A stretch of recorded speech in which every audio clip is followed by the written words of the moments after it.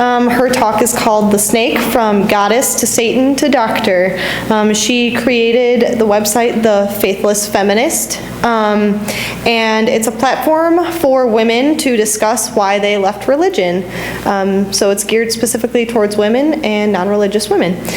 She also wrote the book Women Beyond Belief, Discovering Life Without Religion, and it encompasses 22 stories from 22 women about how they discovered life without religion. So without further ado, Karen.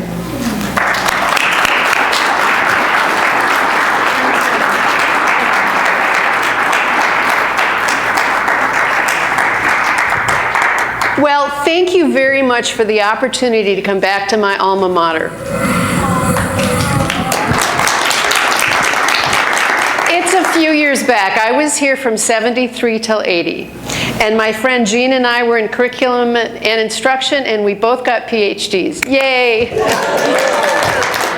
Of course, the only time I used mine was on my book that said Karen Garst, PhD, but I was glad I was able to recycle it. So you're probably wondering, what is this older woman doing up here writing a book? I retired in 2008. I was executive director of the Oregon State Bar, happy to leave, spent the first 5 years doing my genealogy, traced my ancestors back to 1635, found out I had a patriot and joined the Daughters of the American Revolution, reading mystery novels. Great time. What happened?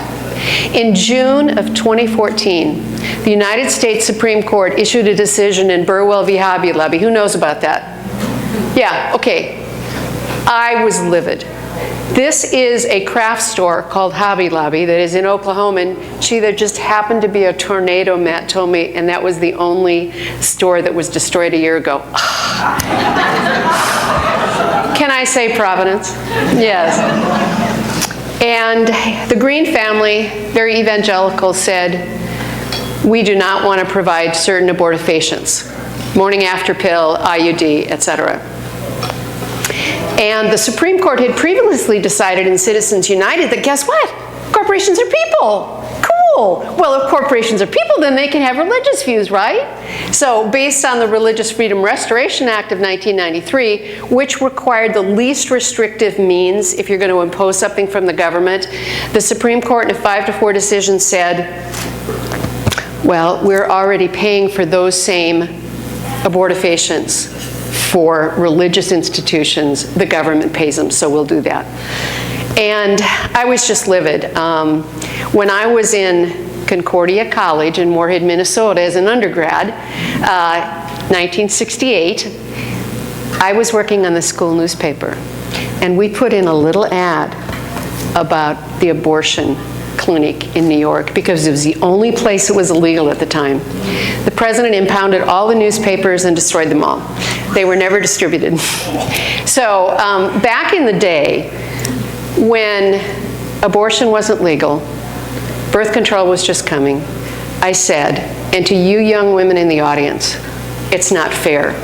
We went through that. We suffered. I don't want it to happen to you. I was having lunch with a friend of mine who's an author. She said, you should write a book. And I said, well, the only thing I can get pissed about is religion. So I started calling friends. Are you an atheist? Are you an atheist? Are you an atheist? And then I joined several groups, the Humanists of Greater Portland, the Center for Inquiry, and got additional people who were interested in writing. And then I reached out through social media. And so these 22 women from 18 to 70 tell their stories of leaving religion. And I was so pleased that they were all willing to do that. Now, some do have pseudonyms. But I hope you have an opportunity to read it. I was in a room of one's own today, and they had it. I had to take a picture of the shelf, my book on a shelf in a bookstore. It was so much fun. And in case you don't remember it, there are cards on the table, and they also have my website. Now, when you write a book today, can you just write a book? No, you have to do all of this other stuff. So I kind of got online and hired this marketing guy. And he said, you got to have a blog. You got to write. got to get there every week to get the attention. You have to have a YouTube. You have to have Twitter. What Twitter? What's Twitter? And so I said, okay, I'll do it. And we were brainstorming names, and the first name he came up with for the blog was Godless Grandmother. You know, I said, could we not emphasize my age, please? Thank you. So we called it Faithless Feminist. I had no idea how that word had changed. I mean, I'm talking Gloria Steinem, Coretta Scott King, all these people in the 60s and 70s. It was a great word. It meant gender equality, right? It's changed a little bit. Every once in a while, I'll get somebody on my blog who kind of fights back on that word, and then I teach them. So as I was doing this book, in the appendix is a subjugation of women in the Bible. I read the Bible cover to cover. Had never done that before. Yeah. But I also read a lot of books, and I read a lot about mythology. And I didn't remember much from my senior year in high school, reading Edith Hamilton's mythology book. Anybody read that one? Yeah, thank you. But I'll tell you, when we did read it, it had nothing to do with the religion and the churches we were going to. That was mythology. But one of the things I discovered was there was a mother goddess. Early on, there was a feminine divine, and it had been completely eliminated. And one of the presentations I do that I hope to have on my website soon is From Goddess to God, Elimination of the Feminine Divine. But Vijay, I want to thank him, who's one of my subscribers. He said, oh, but you wrote this post about the devil. Could you really do something about the devil? And so I said, sure. And I pulled that out and made a different presentation for tonight. As I was at this bookstore, I bought a book on atheism that I hadn't read, surprising. My husband would swear I've read every one of them. Atheism, The Case Against God by George Smith. The atheist is pitted against morality itself, and the struggle between belief in a God and godlessness is viewed as a struggle between good and evil. And it follows up on what you said earlier, but I think that's why it's a really good topic. So, here we go. Who's afraid of snakes? Oh, you got somebody you can hold hands with? Okay, because we're going to show some pictures. What is culture? Who likes pizza? Great. Has anyone... I didn't like pizza. The smell of pizza. Has anyone done any painting? How about speak a foreign language? Chinese food? Anyone can polka? Okay, great. Those are all pieces of culture. So how does culture reproduce itself? How do we get pizzas? How do we learn about the polka? How do those... Monkey see and monkey do. That's one way to say it. Several. Language. The last time I gave a presentation, somebody told me that they had read that language went back 1 million years.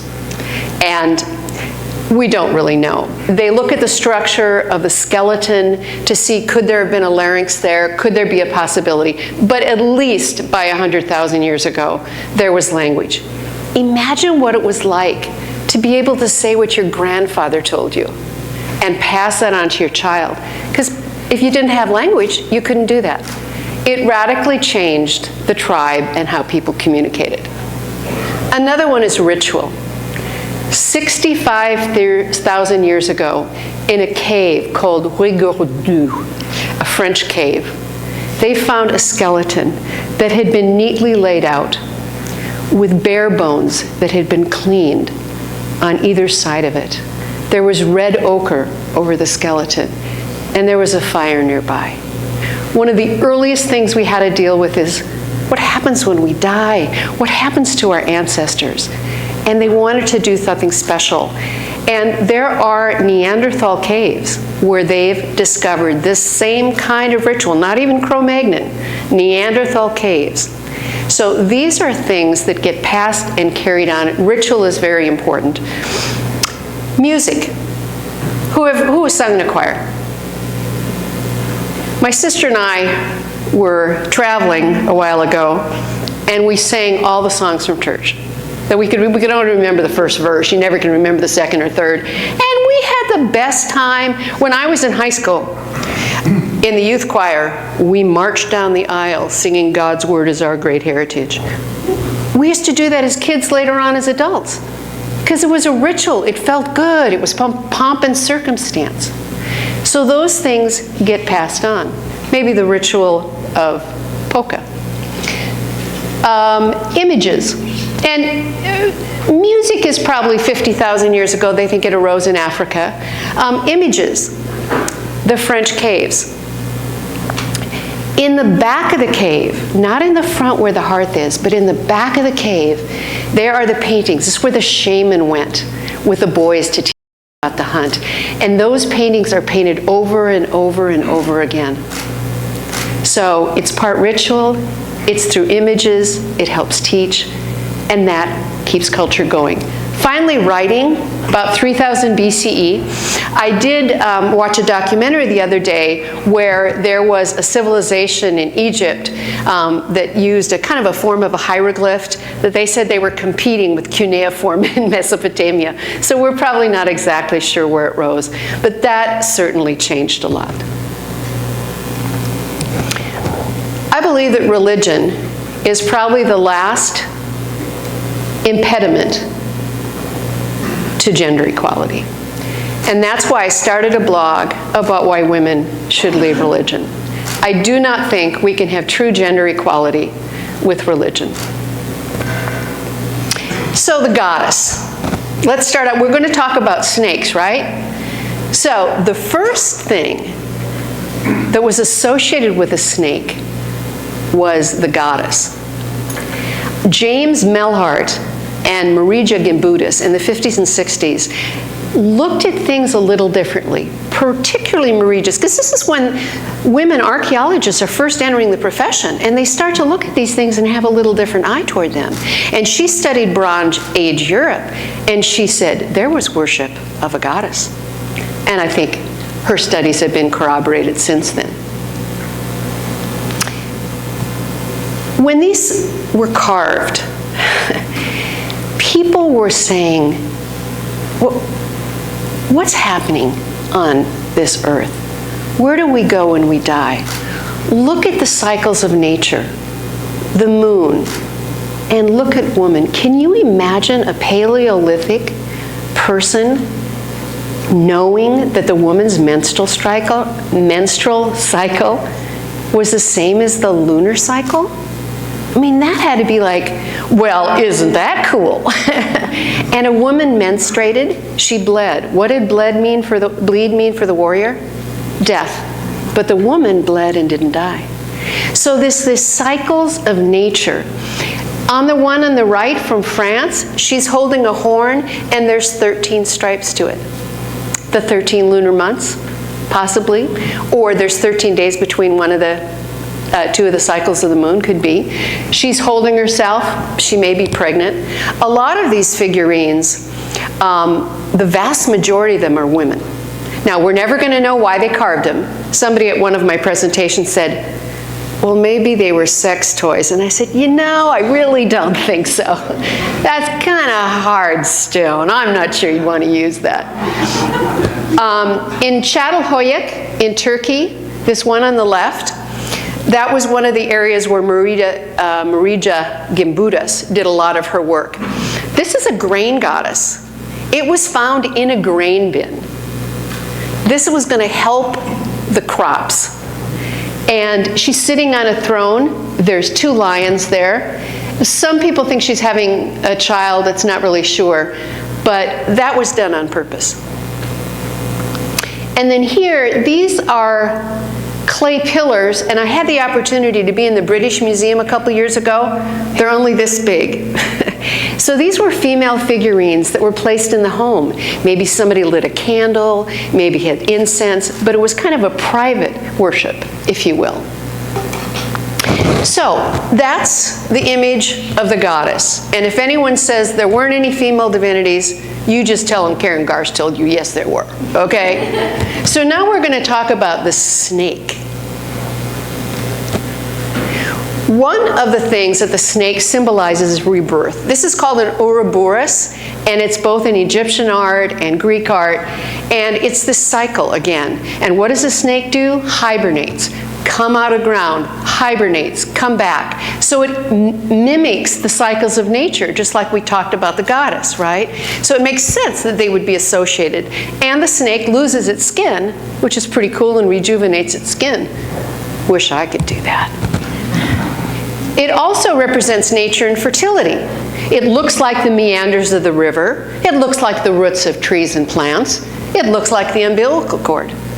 So these are the symbols that go with the goddess. Fertility, obviously, nature. So what better symbol could you have for the goddess than the snake? This is an Egyptian statue of Wadjet.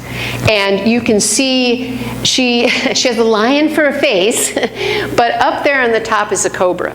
So you see in multiple cultures the snake representing female, either divine or female authority. Healing. The snake has venom. And the venom of the snake was associated with herbs and plants that could either heal you, kill you, or maybe change your consciousness. So this is one of the reasons, again, that the snake gets associated with the goddess. Now, would you like to mess with her? Oh, I wouldn't mess with her. No, I mean, she's there. She's got 7 layers on her skirt. Sun and moon, 5 known planets, could have been 7 days of the week. She's got a something on top of her head, and I don't know whether that's a bird or a cat, but she's holding these 2 snakes. And that's from Minoan Crete. On the right, you can't see this one very well, but there's lines on her body that represent the snake. And then finally, in Iraq, we're going to talk about these symbols later. What do we have? We have a tree, we have a snake, we have a goddess. We don't know whether that's a consort to the goddess or it could be somebody who's asking something from her. So, snake and goddess. Got it? Okay. How do you turn a positive to a negative in 700 words? Genesis chapter 3. Yeah. Okay. What's here? A tree and a snake.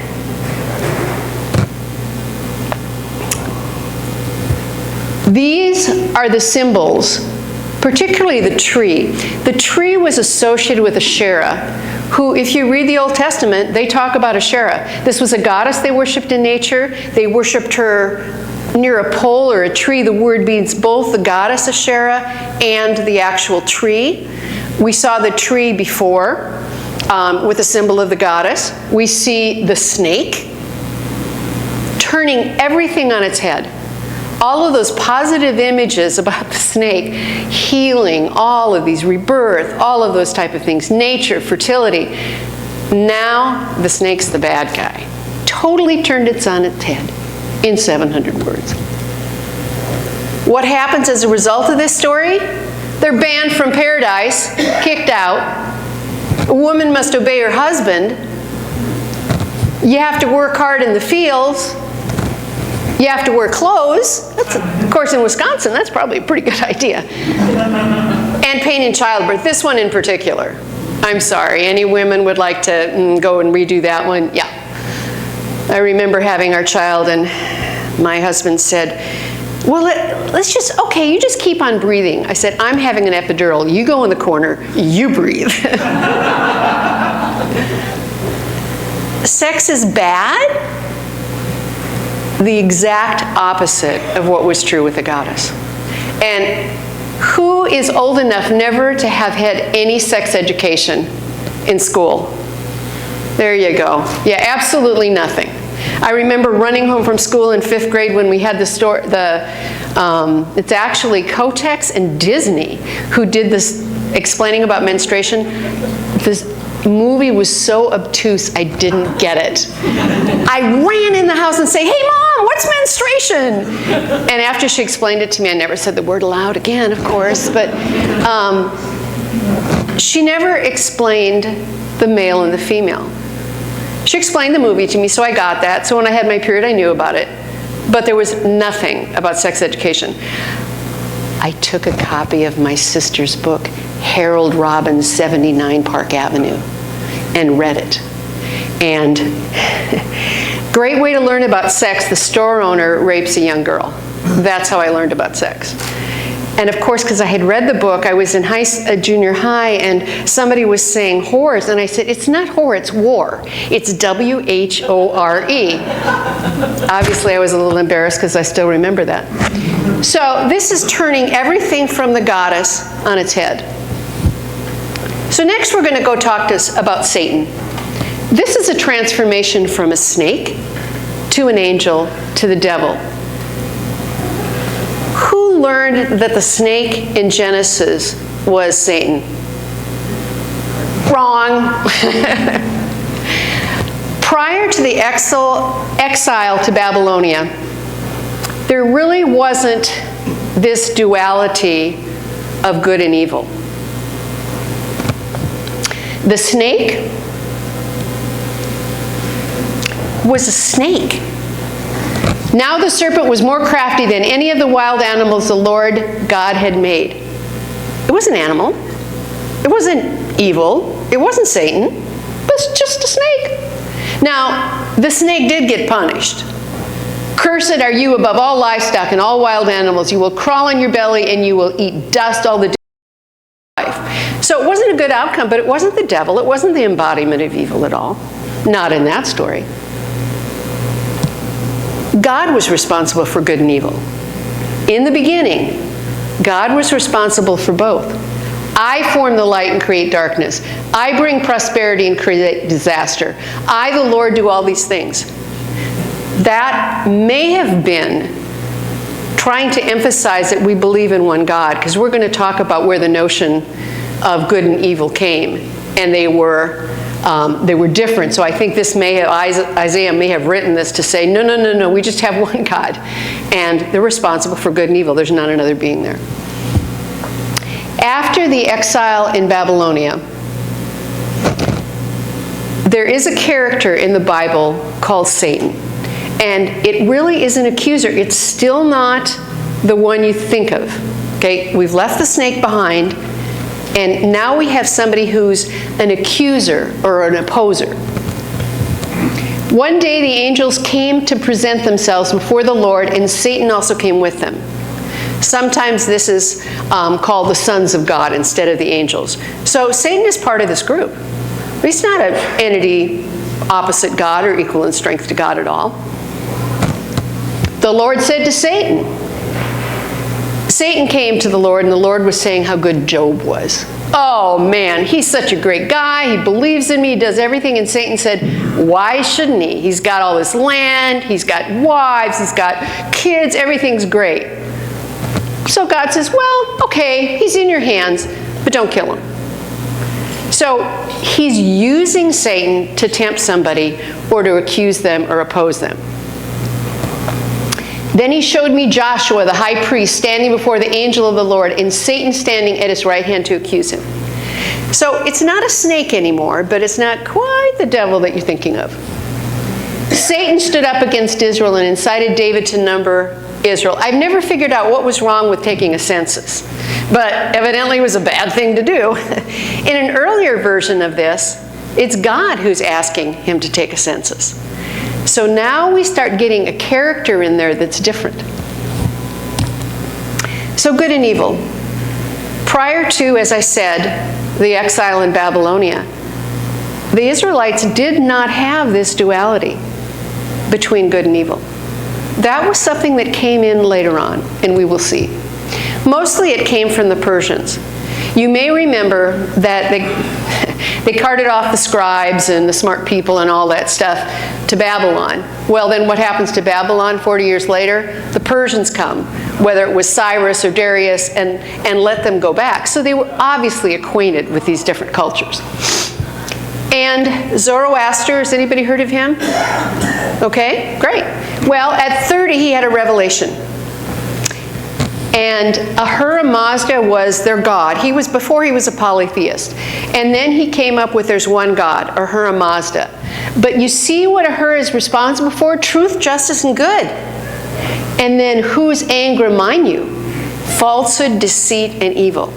So this is the idea that there's good and there's evil. That wasn't there before. Remember that quote about God? I am the light in darkness.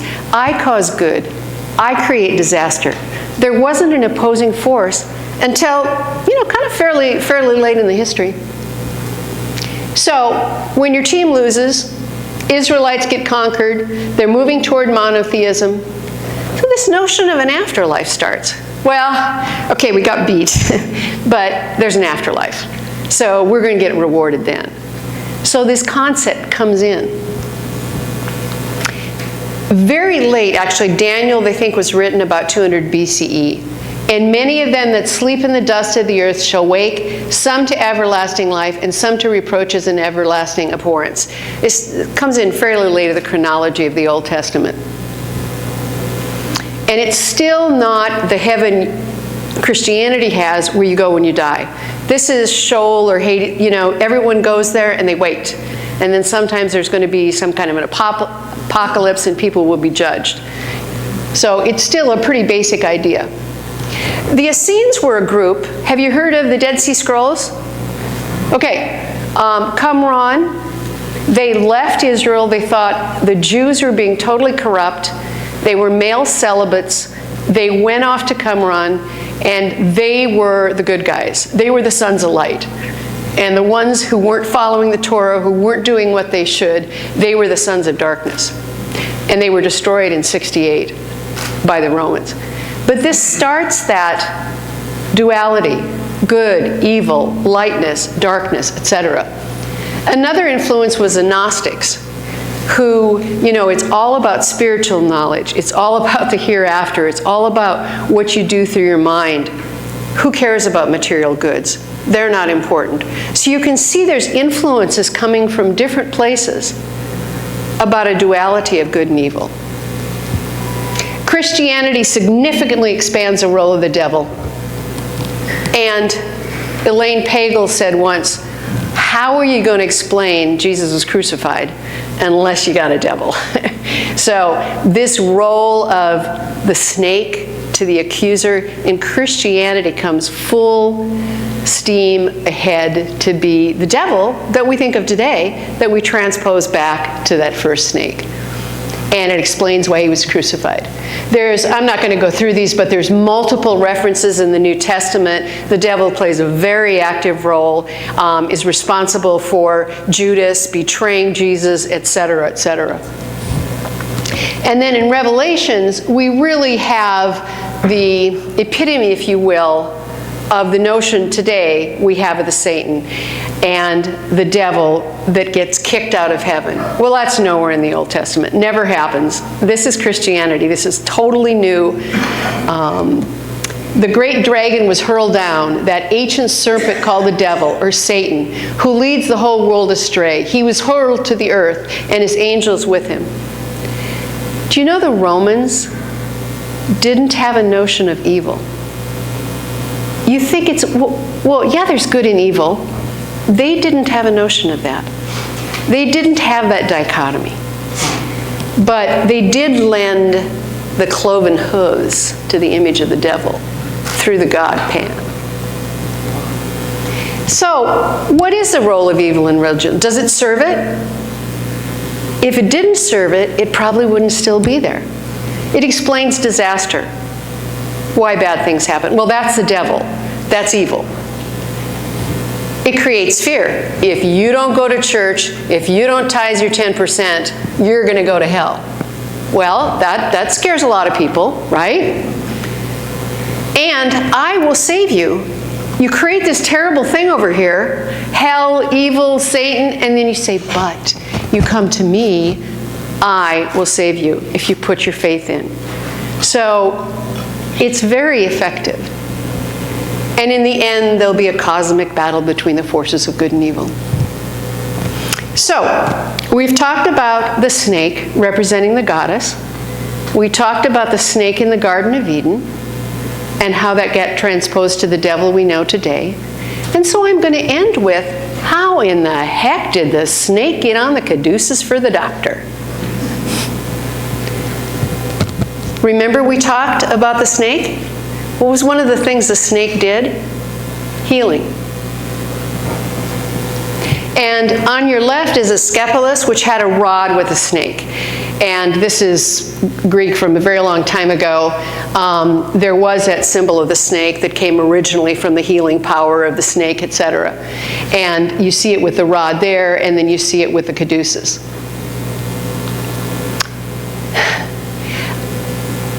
The Malleus Maleficarum was written by 2 bishops. It was an excuse to kill witches. You know why? The doctors were coming into power. The male doctors. Who delivered babies? The midwives. Were the midwives women or men? Who were the gatherers? The women. Who knew about the herbs? Who could take away the pain? Who could stop the bleeding during childbirth? The women. Well, if you want to be a doctor, you want to get rid of the competition. There were hundreds of thousands of witches killed during this time. There was one village in Germany, there were only 2 women left in the village. They absolutely went crazy. We must add that in all these matters, witch midwives cause yet greater injuries, as penitent witches have often told us, yeah, sure, under torture. No one does more harm to the Catholic faith than midwives. For when they do not kill children, then as if for some other purpose, they take them out of the room and raising them up in the air, offer them to the devils. That was written in the 15th century. I'm going to jump ahead here as I close. The American Medical Association was formed in the 19th century. I did a talk a couple of weeks ago about abortion and the history of abortion. Well, abortion was legal in the 19th century, just about for everybody. Catholic Church, it was up until quickening, which means when you feel the fetus. What happened then? American Medical Association. We want to get rid of those midwives. We want to get rid of the abortionists. There you go. What's interesting from the documents of the AMA, every phase of quackery is characterized by an overweening faith in drugs. Drugs, excuse me, do you watch TV? Do you see, what do doctors do now? Give out drugs, right? So that was from the 19th century. I thought that was really funny. An overweening faith in drugs and a delusive confidence in specifics, inspired by the brazen effrontery of the charlatans who by this craft have their gains. Look at the pharmaceuticals today. You might ask, why does it have wings? Okay, I get the snake thing, but what are the wings about? In 1902, one officer said, I want to use a symbol for the Marine Corps, the medical team of the Marine Corps, and so they added wings. So, the next time you go to your doctor, that symbol, ask them if they know about the snakes. So, we've gone from goddess to Satan to doctor. And that's how culture changes and how it's reproduced and how it's used for different means. Thank you very much. I appreciate it. I'll be happy to answer questions.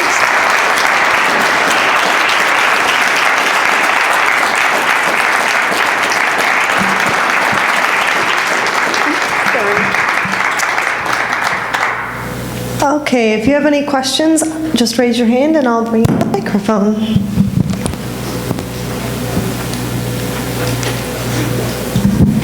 Hi, the first thing is, I wonder why, because of what a snake looks like, why didn't it become a phallic symbol in the beginning? Because, of what a snake looks like. Become a what? A phallic symbol. Symbol of the penis. Interesting. Because... Well, it was remember when you see a snake move, it moves in curves. Mm-hmm. It's not a straight line. I think that may have been difficult to use it as that symbol. Interesting. Okay. Yeah. And the other point I wanted to make... That's kind of a guess on my part. In another life, I was Eastern Orthodox, which is, people think it's like Catholicism, but it's actually Catholicism and Protestantism are much more similar to each other than either is to Eastern Orthodox, and Eastern Orthodox still maintains today the same dogma and beliefs and everything that it had like in the 3rd century. So it's as far back as you can go. And so we're a lot more aware of like what the original meanings were of things. And the Old Testament, or what used to be the Talmud, and all the Jewish writings actually were written as allegory, and the early church did understand these stories as allegory. Genesis, all these, they weren't to be taken, like the numbers and stuff, as literal facts. And for like the first 1,000 years, the Christian church didn't believe, because the Jews never believed, and still don't, in like a literal burning hell. That is a new thing. It was a state of being separate, and the idea would feel like fire because you felt, regret or whatever, but it was never like a physical place of torture. And at the same time, the devil wasn't like another evil god, the way that like the Protestants later, like today's Protestants kind of almost put him up to be a god. And to this day, the Orthodox, and certainly substitutionary atonement, a lot of things, they're just like, my God, that's disgusting, But a lot of people forget that the actual original Christianity was a lot more like Judaism, And to this day, Judaism doesn't have a hell, and to this day, abortion has never been forbidden in Judaism. And if a mother has children and is pregnant with a possibly medically dangerous pregnancy, she's not forced by any means, but the rabbi usually persuades her to have an abortion for the sake of her other children. So you see a totally different frame of mind. Interesting. There is a book by Harold Bloom called The Story of J. And J, there's 4 oral strains of the Old Testament, at least 4. J for Jehovah, E for Elohim, D for Deuteronomy, and P for priestly. And Harold Bloom proposes that J was a woman, and that may have written those parts, the oldest parts of the Old Testament, or the Tanakh as it's referred to in Judaism, around the time of Rehoboam. And it was a fascinating book. Somebody contacted me who has written a very scholarly book saying that not only was J a woman, it was all written as satire. It was not to be taken literally. So I really hope she can get her book published and out there, because it'll be a fascinating read.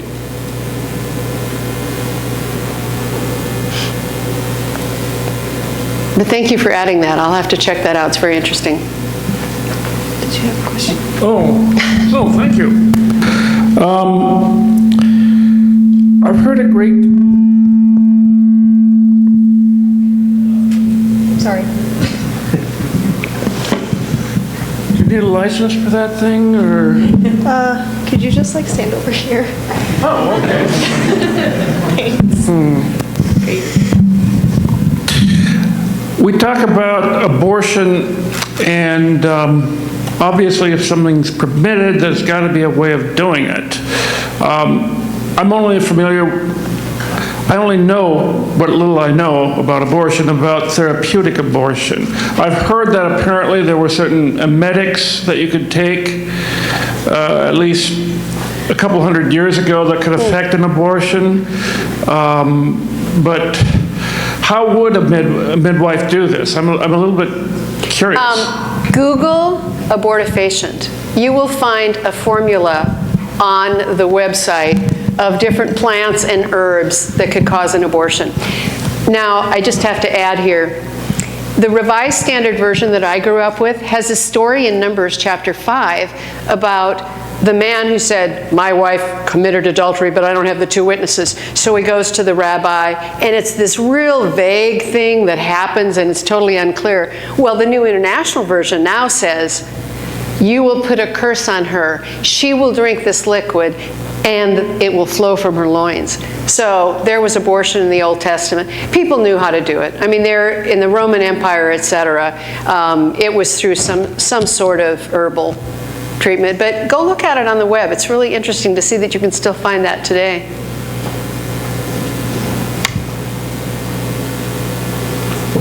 We're giving you color exercise for tonight. It's just over the use of the symbol of the snake around a stick. I'm a PhD in epidemiology, and that's often referred to in textbooks of being a removal method for a particularly nasty parasite. which is long and which will look like a snake. I'll talk to you afterwards, but I'm just saying that's where that symbol that is often cited as coming from, at least in parasitology textbooks. Interesting. I'm not entirely sure if you want to talk about it afterwards, I would be happy. More than happy I just thought I'd mentioned that. Yes, thank so you. it's not. It might be a completely different thing, and maybe that the two are sort of intertwined on the same sort of trip. It could be. It could be. Thank you.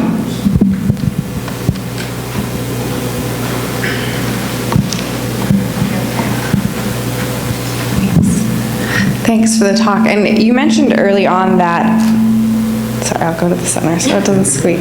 You mentioned religion is the last deterrent to gender equity. I'm curious if you can speak a little bit about how you feel. Do you feel that all religions play an equal role in deterring gender equity, or is there a particular religion that you think could play a positive role? I think, there's a huge comparison and difference between the United States and Saudi Arabia. When I was reading all this mythology about the feminine divine, I said, why didn't you fight back? Why didn't you fight back when they destroyed Asherah's pole? There's a passage in Jeremiah saying, we're going to go back to the Queen of Heaven. When we worshiped the Queen of Heaven and burned incense to her, we did really well. So you can see all through the Old Testament there was this struggle. But in Saudi Arabia today, there are women who are doctors, highly educated. They can't change the system to be able to drive a car, not to be able to drive a car. So, and in those societies, the religion and the state, there's no separation of church and state. So you have to get rid of the religion to change the state, if you will. Now, obviously, we have it much better. When I was at Concordia, I applied for a scholarship to Dartmouth. Interested in going to graduate school there. The only woman on the committee said to me, why should we give it to you? You'll just get married and have children. I didn't get the scholarship. When I was director of the bar, there was a subsidiary, and the person left and they were going to hire somebody new. I said to my board, I got 90 people on staff, they got 40. Here's the hierarchy of me, my deputy. This is where this person should go. What did they do? They hired him $30,000 more than I was making. And I went to the board, and one of the attorneys on the board, who was a woman, said, if you want to sue us, let me know, I'll help you. They hired an HR consultant who said, Karen has more responsibility. There's absolutely no comparison. The only thing I can come up with is sex discrimination. I got a $30,000 raise. So, thank you. It certainly changed my final average salaries for the calculation of my income. It was great. So obviously there's discrimination today. And if you look at one of the women, the first essay in my book was raised fundamentalist.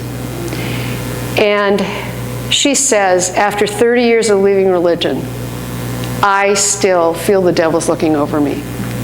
So I think a lot of religion, even in the United States, can do harm. There's a quiver-fill movement where people are just supposed to have child after child after child.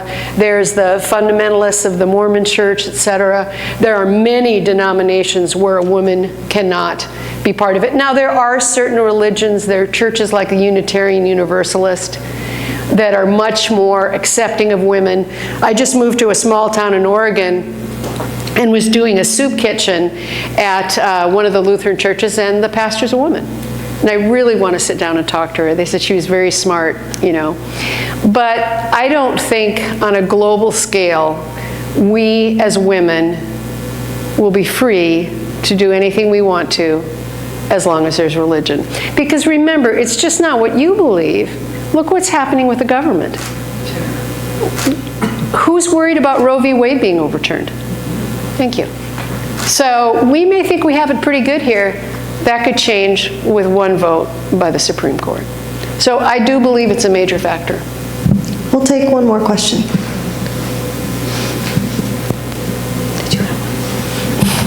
It's back to history, and it was kind of a great place to end with the current situation. But historically, one of the things that I have seen, I'm really interested in archaeology, and particularly in Italy, in pre-Roman archaeology. And they have very similar figures to the ones you showed in your slide, the little stone carved figures that were essentially votives. They found piles and piles and piles of them. And many of them have a goddess figure who is holding in her arms either a pig or a lamb. And you can see, it was interesting, I was with my mother in this archaeological museum, and she said, "Look, Rebecca, it's exactly like a Madonna figure. You can see that this essentially evolved to a Madonna figure." And so I'm really curious your take on the relationship between the goddess figures and the incorporation of Mary. So I'd like to hear you That's speak a very, on that. very good point.